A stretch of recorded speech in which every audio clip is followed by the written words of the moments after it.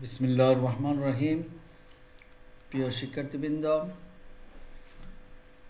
গত অনলাইন ক্লাসে তোমাদের অ্যালগরিদম ও ফ্লোচার্ট সম্পর্কে আলোচনা করেছি। আজকে আমরা সি প্রোগ্রামিংয়ের প্রাথমিক ধারণা সম্পর্কে আলোচনা করব। আশা করি তোমরা মনোযোগ দিয়ে ক্লাসটা দেখবে এবং বোঝার চেষ্টা করবে, তাহলে তোমাদের সি প্রোগ্রামিং সম্পর্কে ভালো একটা ধারণা তৈরি হবে, যাতে তোমরা সি প্রোগ্রামিং তৈরি করতে পারো। তো আশা করি তোমরা খাতা কলম নিয়ে বসে যাও, আমরা এখনই আমাদের ক্লাস শুরু করব। প্রিয় শিক্ষার্থীবৃন্দ, অনলাইন ক্লাসে তোমাদের সবাইকে স্বাগতম। আমি আমার পরিচয় দিয়ে নিচ্ছি। আমি আবু নাসির মাহমুদুল্লাহ, প্রভাষক তথ্য যোগাযোগ প্রযুক্তি, সোমপাড়া কলেজ, চাটখেল, নোয়াখালী। আর পরিচিতি দেখো, আমরা আজকে একাদশ ও দ্বাদশ শ্রেণীর তথ্য যোগাযোগ প্রযুক্তি বইয়ের পঞ্চম অধ্যায় সি প্রোগ্রামিংয়ের প্রাথমিক ধারণা সম্পর্কে আলোচনা করব। সময় 20 মিনিট। তাহলে এখানে একটা কি দেওয়া আছে, তোমরা কি বলতে পারো এগুলা কোন ভাষায় লেখা? তোমরা বলতে পারবে? বলো তো দেখি। এইটা হচ্ছে সি প্রোগ্রামিং, অর্থাৎ সি প্রোগ্রামিংয়ে এইরকমভাবে আমরা প্রোগ্রাম তৈরি করব, লিখব। তাহলে এটা হচ্ছে সি প্রোগ্রামিং। তাহলে আজকে আমাদের পাঠ হচ্ছে সি প্রোগ্রামিংয়ের প্রাথমিক ধারণা। আজকে আমরা সি প্রোগ্রামিংয়ের প্রাথমিক ধারণা সম্পর্কে তোমাদেরকে বলবো। আশা করি তোমরা মনোযোগী হয়ে শুনবে। তাহলে আজকে শিখন ফল হচ্ছে আমাদের এই পাঠশেষের শিক্ষার্থীরা সি প্রোগ্রামিংয়ের ভাষার সুবিধা বলতে পারবে, অপারেটর কি তা বলতে পারবে, চলক কি তা বলতে পারবে, বিভিন্ন অপারেটরের কাজ ব্যাখ্যা করতে পারবে। তাহলে এই পাঠশেষে আমরা যে দক্ষতা অর্জন করবো সে হচ্ছে সি প্রোগ্রামিংয়ের ভাষার সুবিধা বলতে পারবে, অপারেটর কি তা বলতে পারবে, চলক কি তা বলতে পারবে, বিভিন্ন অপারেটরের কাজ ব্যাখ্যা করতে পারবে। প্রিয় শিক্ষার্থীবৃন্দ, তোমরা এই লোকটার ছবি, এই ব্যক্তিটা কে বলতে পারবে? এই লোকটার ছবি দেখে বলতে পারবে এই লোকটা কে? ইনি হচ্ছেন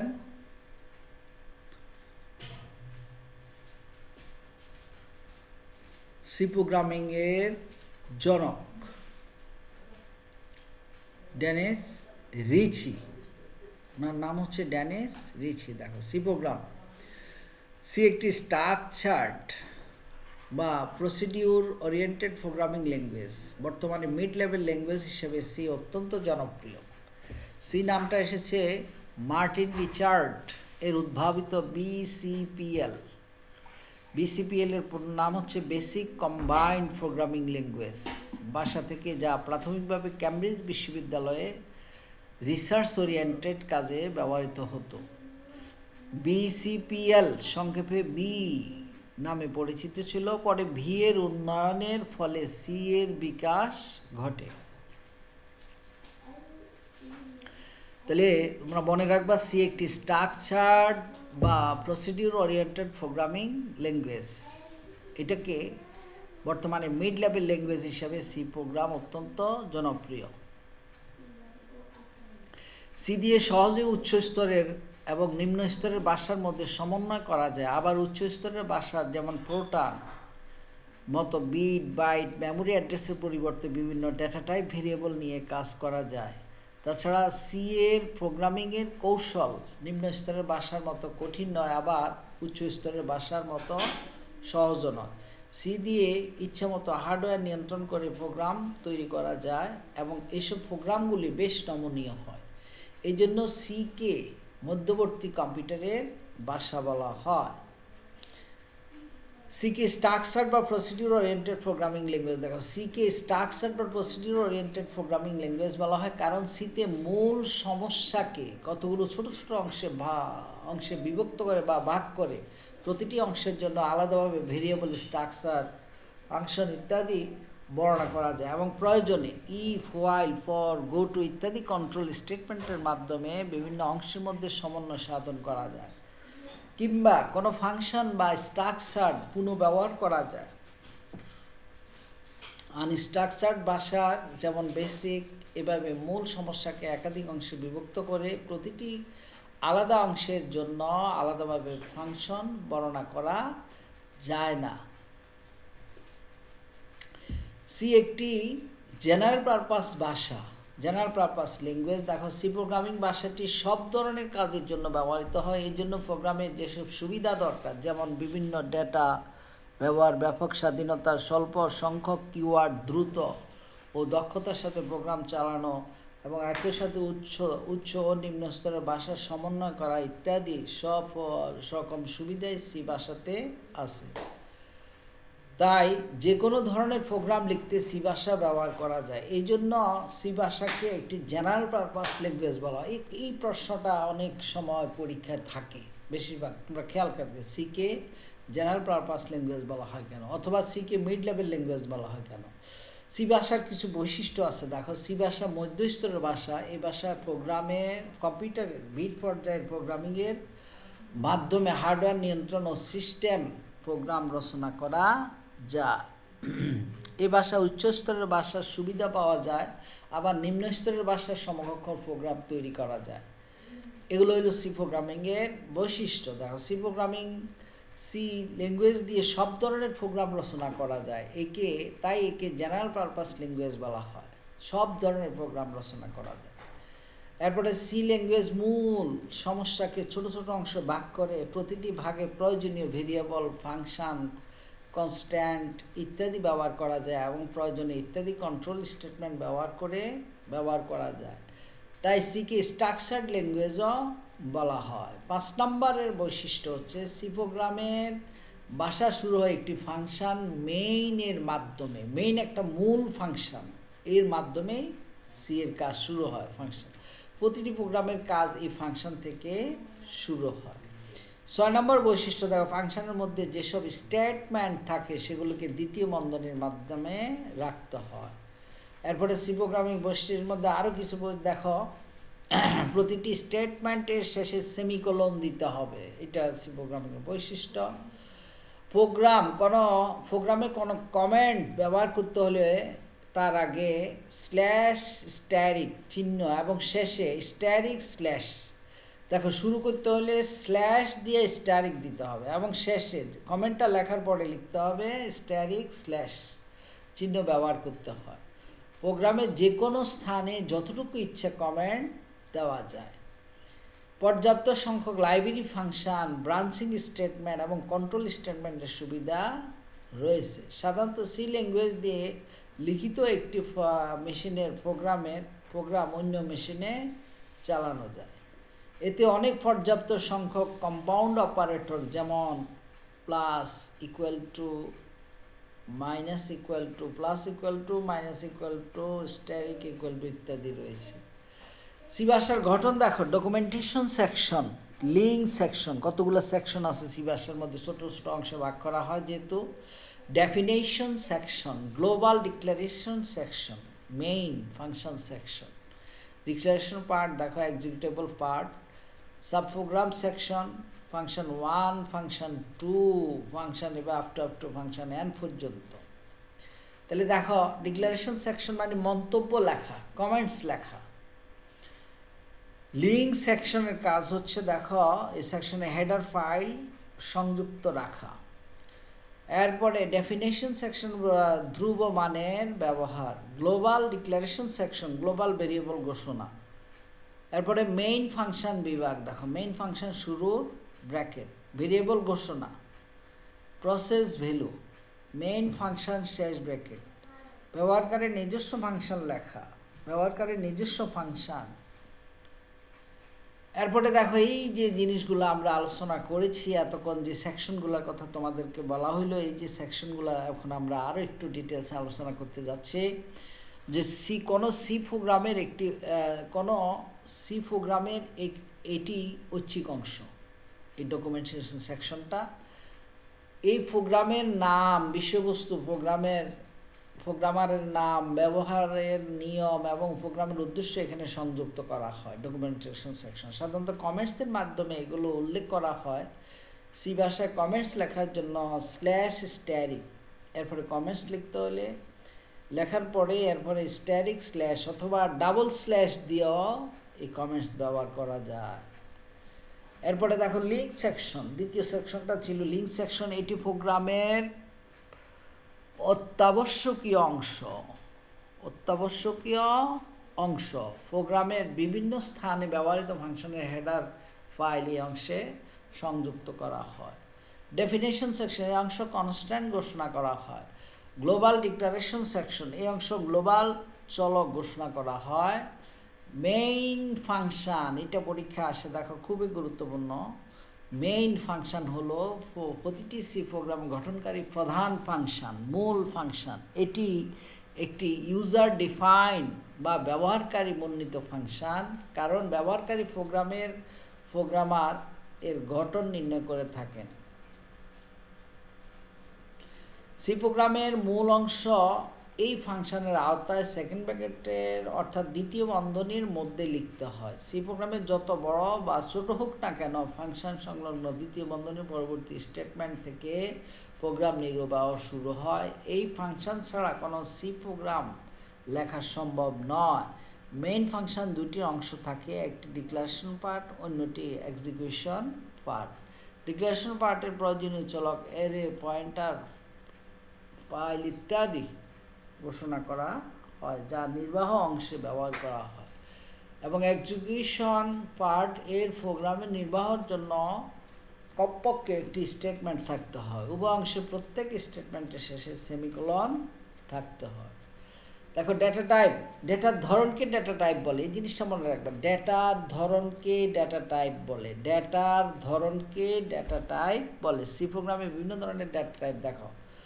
প্রথমে primitive, derived, user defined. Primitive হলো চার, ইন্ট, ফ্লোট, ডাবল, ভয়েড, এগুলো হলো primitive data type. Derive data type হলো অ্যারে, পয়েন্টার, ফাংশন। এরপরে ইউজার ডিফাইন্ড, ইনাম, স্ট্রাকচার, ইউনিয়ন, এগুলো হলো ইউজার ডিফাইন্ড ফাংশন। ডেটা টাইপের মেমোরি পরিসর দেখো, একটু খেয়াল করো। মেমোরি পরিসরটা হলো কি 4, এর ফরম্যাটের স্পেসিফায়ার %c, সাইজ হলো 1 বাইট, ডেটা রেঞ্জ হলো -128 থেকে +127 পর্যন্ত। আনসাইন্ড 4, ফরম্যাটে এইভাবে লিখতে হয় 8 বাইট, 0 to 255। ইন্ট, এটার ফরম্যাট স্পেসিফায়ারটা হলো %d, অর্থাৎ ইন্ট যেখানে ব্যবহার করে % দিতে হবে। সাইজ হবে 2 বাইট, -32, 76, 68 টু +32, 76, 7 পর্যন্ত। লং ইন্টিজার ফরম্যাট স্পেসিফায়ার হলো LD, এখানে %LD। আনসাইন্ড ইন্টিজার হলো %u, প্লট হলো %f, ডাবল হইল %lf, long double, capital letter L, এরপরে F।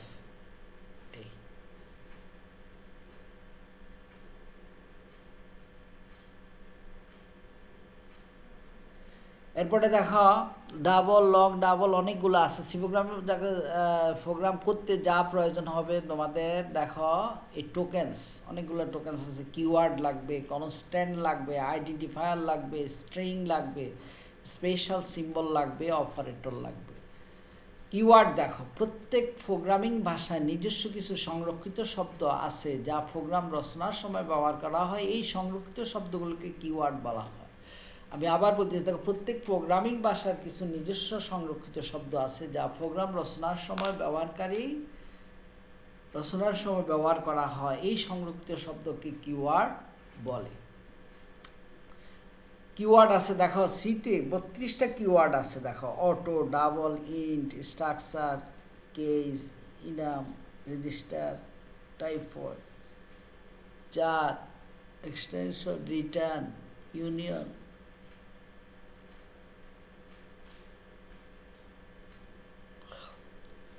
কন্টিনিউ, এগুলো হইল 32টা কিওয়ার্ড আছে এরকম। এগুলো নির্দিষ্ট জায়গা ছাড়া অন্য কোথাও ব্যবহার করা যায় না। সি প্রোগ্রাম ভাষার পরিচয়ক আইডেন্টিফায়ার, প্রোগ্রামিংয়ের সুবিধার্থে সরাসরি সাংখ্যিক অ্যাড্রেস ব্যবহার না করে প্রতিটি অ্যাড্রেসকে একটি নাম দেওয়া হয়। এই নামকে পরিচয়ক বা আইডেন্টিফায়ার বলা হয়। আইডেন্টিফায়ার প্রধানত দুই ধরনের, দুই ভাগে ভাগ করা। একটা হল চলক ও ধ্রুবক। চলক এবং ধ্রুবক। কনস্ট্যান্ট, ধ্রুবকে আসো। কনস্ট্যান্ট অর্থ স্থির বা ধ্রুবক, যা একটি নির্দিষ্ট মান ধারণ করে। অনেক সময় প্রোগ্রামে একটি স্থির বা অপরিবর্তনশীল মান ব্যবহৃত হয়। সেক্ষেত্রে প্রোগ্রামে ওই মানকে কনস্ট্যান্ট হিসেবে ঘোষণা করে। প্রোগ্রাম নির্বাহের সময় কোনো অবস্থাতে কনস্ট্যান্ট বা ধ্রুবকের মান পরিবর্তন করা যায় না, অর্থাৎ কোনো সংখ্যা বা মান দ্বারা কনস্ট্যান্ট মান নির্ধারণ করা যায় না, তবে কনস্ট্যান্ট দ্বারা ভেরিয়েবলের মান নির্ধারণ করা যায়। সি প্রোগ্রামিংয়ে মোট দুইভাবে কনস্ট্যান্ট ঘোষণা করা যায়। একটা হলো কনস্ট্যান্ট কিওয়ার্ড ব্যবহার করে, আরেকটা ডিফাইন প্রি প্রসেসর ব্যবহার করে। কনস্ট্যান্ট কিওয়ার্ড ব্যবহার করে ধ্রুবক ঘোষণা করার ফরম্যাট হলে এরকম: constant, const type, const name equal to const value.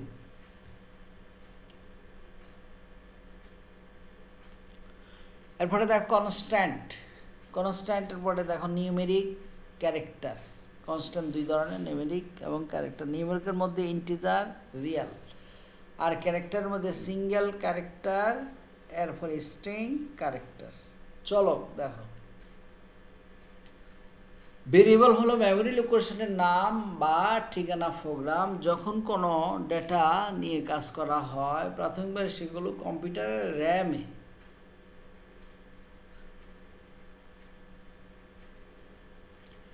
ভেরিয়েবলগুলো মেমোরিতে তোমার ভেরিয়েবলগুলো অবস্থান সংগঠিত মান পরিবর্তন হতে পারে বলে এদেরকে ভেরিয়েবল বা চলক বলা হয়। তাহলে প্রোগ্রামের ডেটা নিয়ে কাজ করার সময় প্রতিটি ডেটার জন্য একটি ভেরিয়েবল ব্যবহার করতে হয়। প্রতিবার প্রোগ্রাম নির্বাহের সময় ব্যবহৃত ভেরিয়েবলগুলোর অবস্থান ও সংরক্ষিত মান পরিবর্তন হয় বা হতে পারে বলে এদেরকে ভেরিয়েবল বা চলক বলা হয়। Variable data types: integer, character, float, double.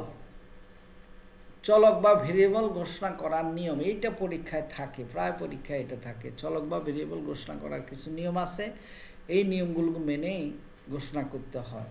তাহলে দেখো, ভেরিয়েবল প্রথম অক্ষর অবশ্যই আলফা নিউমেরিক ক্যারেক্টার হবে। ভেরিয়েবলের নাম ডিজিট বা অঙ্ক দিয়ে শুরু হতে পারবে না।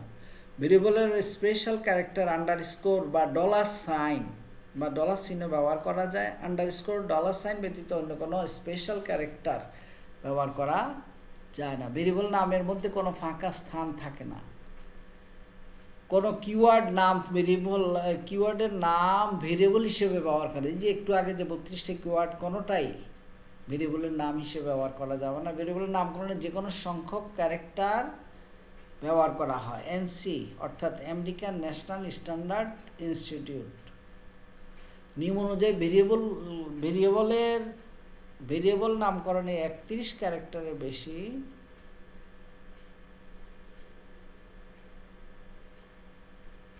বেশি ব্যবহার না করাই ভালো। মেমোরিতে চলকের অবস্থান দেখো, এরকম ভাবে আমরা মেমোরিতে চলকের অবস্থান করতে পারি। অ্যাড্রেস এরকম।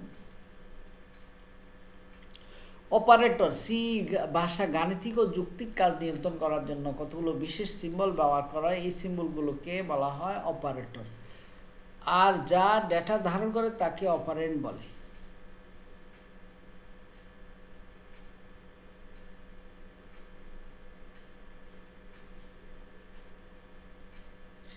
এরপর অপারেটরে দেখো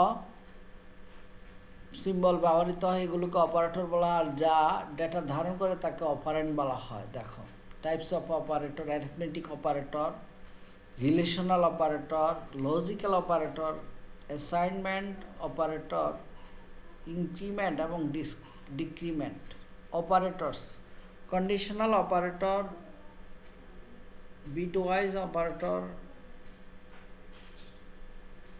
এরপরে স্পেশাল অপারেটর।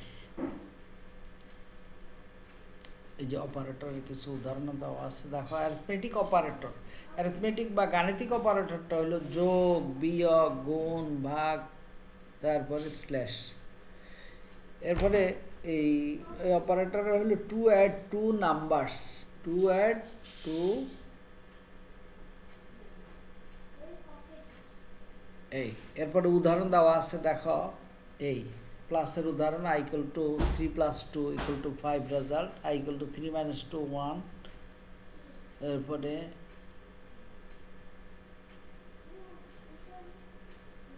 এভাবে রেজাল্ট আমরা এরকম ভাবে যদি ইয়ে করি তাহলে এরকম পাবো। অ্যাসাইনমেন্ট অপারেটর দেখো।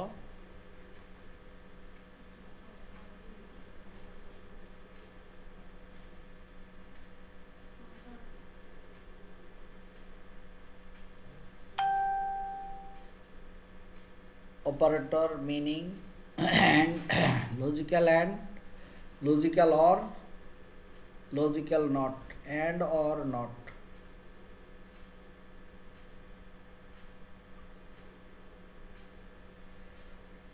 লজিক্যাল অপারেটর এটা। এরপরে আসো দেখো bitwise operator, and, or, exclusive, ones complement, shift right, shift left, এরকম।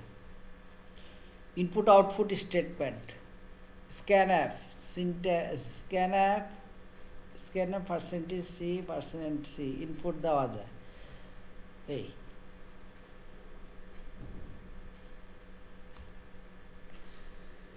এরপরে পরবর্তী স্লাইড উক্ত ফাংশনের কাজ দেখানো হইলে দেখো প্রিন্টএফ এত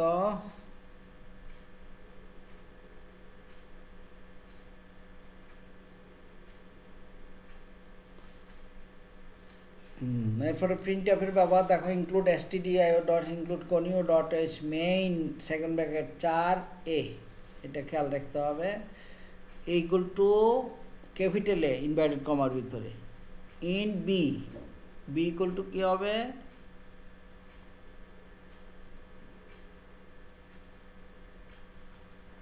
প্রিন্টএফ ইনক্লুড stdio দেখো এরকম, float c equal to 3.14,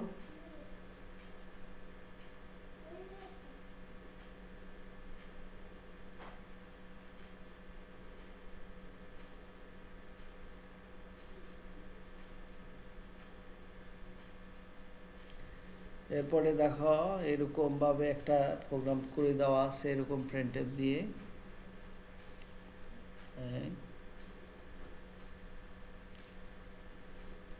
স্ক্যানএফের ব্যবহার দেখো, স্ক্যানএফের ব্যবহার আউটপুট আমরা পাবো এরকম memory 1 byte, 2 byte, 3 byte, 4 byte, এরকম স্ক্যানএফের ব্যবহার আমরা দেখব।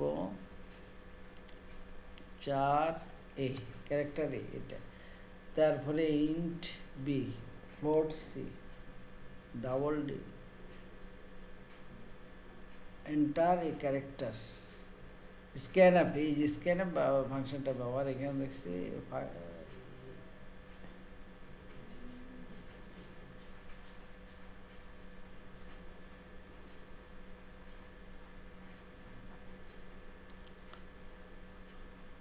এন্টার ক্যারেক্টার, এন্টারে ইন্টিজার, স্ক্যানআপ আবার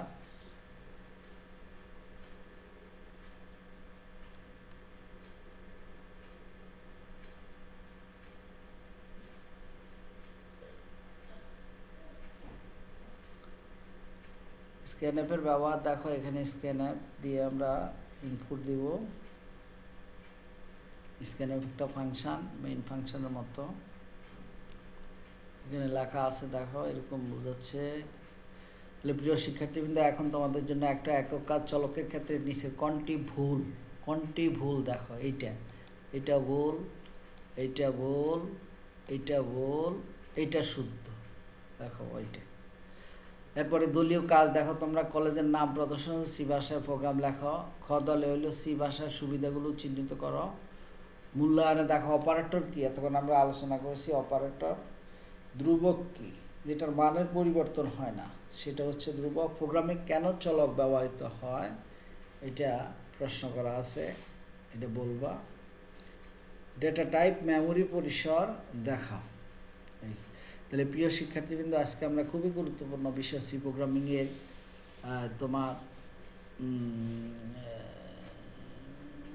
প্রাথমিক যে ধারণাটা এটা তোমাদেরকে দিয়ে দিলাম। বাড়ির কাজ তোমাদের জন্য অপারেটর সমূহ লিখে আনবে। তাহলে প্রিয় শিক্ষার্থীবৃন্দ, সবাইকে তোমাদেরকে ধন্যবাদ। আল্লাহ হাফেজ।